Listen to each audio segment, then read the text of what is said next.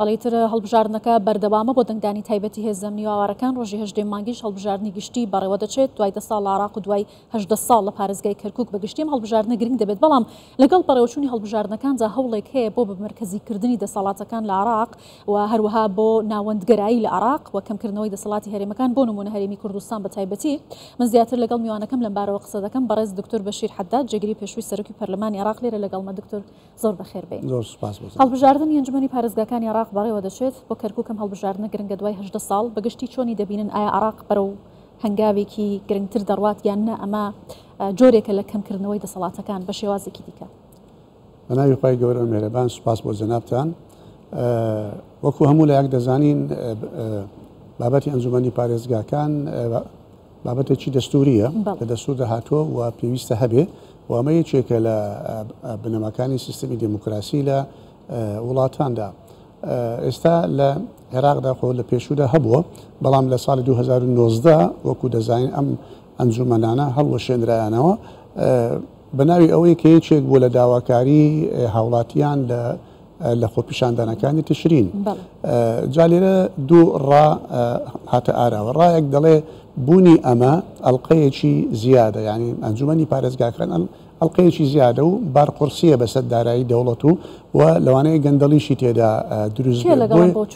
بڵێ کاملایەن لەگەڵم بۆچوونە هەیە هەندێک لایانی ئەوانە کە دەیانەوێ بۆ خۆیان دەسەڵاتیان بەسەر بڵێن دارایی و بەسەر بودجەی پارێزگاکان هەبێ ئەوانە نەیانەوێ جهەتێکی ڕقابی ئەو شتانە بکە بۆ یەکە لە بەرژەوەندی خۆیان دەدرێ ئەوە بڵاو دەکەنەوە کە ئەمە ئەڵلقەیەکی زیادە و پێویستە لادرێ وەکو بینیشمان لە 2019 کە لادرا ئەمە ڕاستە لەوانەیە بەشێک لە خۆپیشاندەران و داوای جەماوەربوو بێ بەڵام زیاتر چەند لایەنێکی سیاسی لەگەڵی دابوون بۆ ئەوەی ئەمانە نەمینێ و چەند ساڵێک نەما ئێستا دیسان هەستیان بەوە کردوتەوە کە ئەمە بابەتێکی دەستوریەت دەبێ هەبێ و پێویستە هەبێ چونکە لایەنەکان و هەموو پارێزگاکان و دەستگاکانی دەوڵەت لە پارێزگاکان پێویستیان بە چاودێری هەیە چونکە دەسەڵاتی ئەم ئەنجومانانەیە کەوا پارێزگار هەڵبژێرێ و هەروەها دەستەی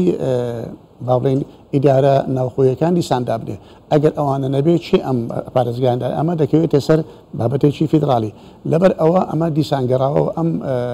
ئەنجومەنانە ئێستا ئەکتیو دەکرێتەوە بەڕای ئێمە ئەمە وەکو گوتمانەمە بابەتێکی دەستوریە و وەکو دەستگایەکی ڕقابی و چاودێریکردن پێویستە هەبێ لە هەموو عێراقدا و ئەمە دەبێتەوەی ئەوەی کە لا مرکزیەک دروست بێ کە لا مرکزی بەخۆی بنەمایەکە لە بنەکانی دیموکراسی مرکزیەت دیسانزاڵ نەبێ بەسەر هەموو پارێزگاکانە هەندێک لەو دەسەڵاتانە لەدەست ئەنجومەنی پارێزگاکان بێ. دکتۆر پێتان وایە هەڵبژاردننی ئەنجومەنی پارێزگاکان لە ئێستادا بە تایبەتی لەگەڵ حکوومەتەکەی سوودانی کە ئێستا چاوەڕوانیەکان لی زۆرن ئەمە هەنگاوێکە بۆ شۆڕکردنەوەی دەسەڵاتەکان بۆ ئەنجومەنی پارێزگاکان و هەنگاوێکە بەرەو کەمکردنەوەی ناوەندگرایی لە عێراق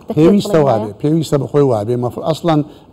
بوونی ئەو ئەنجومەنانە یعنی ئامانجیدا ئەوەیە کە بۆ ئەوەیە کەوا شۆڕکردنەوەی دەسەڵاتەکان بێ و کەمکردنەوەی قورسایی بەسەر مرکز و سنتەردا بەڵام ئایا زەختی سیاسی و گوشاری سیاسی لایەنەکان دەیەڵێ ئاوا بێیاننا چونکە هەندێک جار هەیە ئەنجومەنی پارێزگاش هەیە بەڵام دیسان ئەنجومەنی پارێزگاکان پشتگوێ دەکرێ و فشاری سیاسی لایەنەکان بەسەر پارێزگایە وا دەکا کە ڕۆڵی ئەم ئەنجومەنانە لە بەرچاو نەگیرێ بۆیە ئەمە دەبینێتەوە سەر ئیتفاقاتی سیاسی بەینی خۆیان بەڵام لە هەموو کاتێکدا بوونی ئەمانە مووی ئەم ئەنجومانانە پێویستێکی زۆر گەورەیە بە تایبەتی لە ناوچە جێناکۆکەکان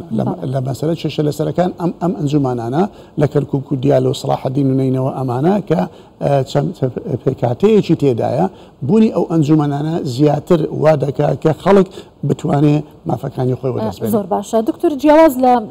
هەڵبژاردننی ئەنجومەنی پارێزگاکان بابەتێکی دیکە لە ماوەکانی ڕابردووشدا بە تایبەتی هاتۆتە بەرباس ئەویشەوە بووە کە زۆربەی سەرکردەکانی عێراق بڕوایان بەو دەستورە نییە کە لە 2005 بۆ عێراق دانراوە ئەوانەڵێن بە زۆری چوونەتە ژێرباری ئەو دەستورە بۆی هەوڵەدەن بە جۆرێک دەسەڵاتی خۆیان بەسەر دەستورەکەدا بە هەموارکردنەوەی زاڵ بکەن دەسەڵاتێکی تاکڕەویانە یا ناوەندگرایانە بەسەر دەستوردا بسەپێنن و بە تایبەتی بۆ هەرێمی کوردستان و کەمکردنەوەی دەسەڵاتەکانی ئایا ئەمە چۆن دەبینن ئەم عەقلیەتە هەیە؟ ئێمە زۆر زارەوەمان ڕاگەیاندووە بەڵێەوە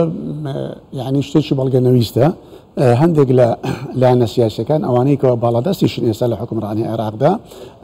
باوەڕیان بە دەستورەکە نییە و باوەڕیان بە سیستەمی فیدرالیش نییە بۆیە ئەمانە يعني هەردەم هەوڵ دەدەن کەوا کێشەی دروستکرد لە مابینی هەرێم و لە مابینی بەغدا و ئەم دروستکردنی ئەم کێشانە دیسان ترساندنێکە بۆ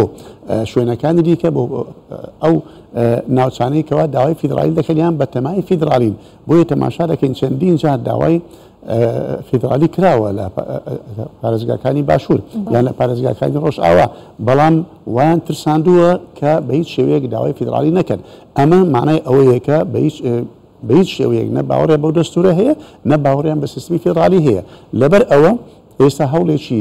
زۆر هەیە بۆ ئەوەی کەوا ئەم دەستورە هەموار بکرێتەوە بەڵام هەموارکردنەوەی دەستور دیسان پێویستی بە ڕێکەوتنیشی سیاسی هەیە ئەو دەستورە ئەگەر بە ڕێکاری دەستوری هەموار بکرێتەوە کێشەیەکی نابێ و ڕێکەوتنی سیاسیشی لەگەڵەوەی کێشەی نابێ ئەگەر مەبەست ئەوە بێ بۆ چاکردنی دەستور بێ بەڵام من پێم وایە پێش ئەوەی کە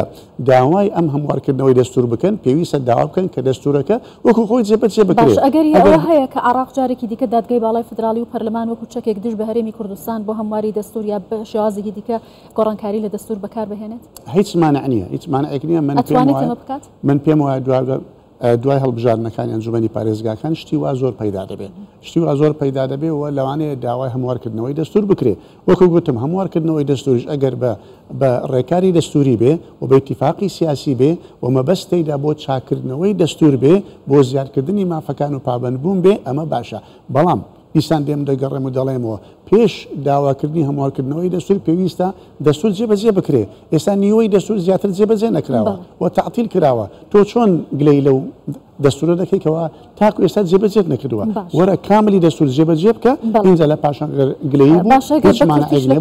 بپرسم ئەوەی کە لە عراقدا جێبەجێ ناکرێت دەستورە و ئەوەی پابندی نابێ ڕێکەوتنەکانە کەواتە هەرێمی کوردستان لە بەرامبەر هەر ئەگەرێک چ بژاردێکی لە بەردەمدایە هەرێمی کوردستان ئێستا وەکو بڵین یعنی بژاردەی زۆری بەدەستەوە ماوەجارێ وەلەو زۆریشی دەدەست چووە یەکەم بژاردە و لە هەمووی بەهێزتر ئەوەیە کە نێوماڵی خۆی ڕێکخاتەوە ڕێکخستنەوەی نێوماڵی کورد لەسەر دوو ئاستە دەبێت هەم لەسەر ئاستی لایەنە سیاسیەکان هەم لەسەر ئاستی حکوومەت و جەماوەردا پێویستە ئەم علاقەت و پەیوەندیانە ڕێک بخرێتەوە بە شێوەیەکی ڕێک و پێک ئەمە یەک دوو فشار بخرێتە سەر لایەنە سیاسیەکان لە کاتی ڕێککەوتنی سیاسی بۆ پێکەێنانی حکوومەت یان بۆ مەسەلەن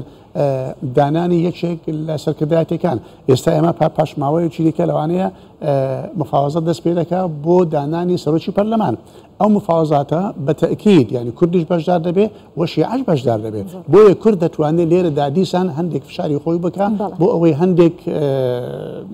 زەمانەتی بەعزێک مافەکانی خۆی بکە لە پەرلەمان و لە سەرۆکاتەکانی دیکە شتی دیکەش ئەوەیە ئەو بژاردێ بەدەست کوردەوە هەیە ئێستا سەرۆکی کۆمار کوردە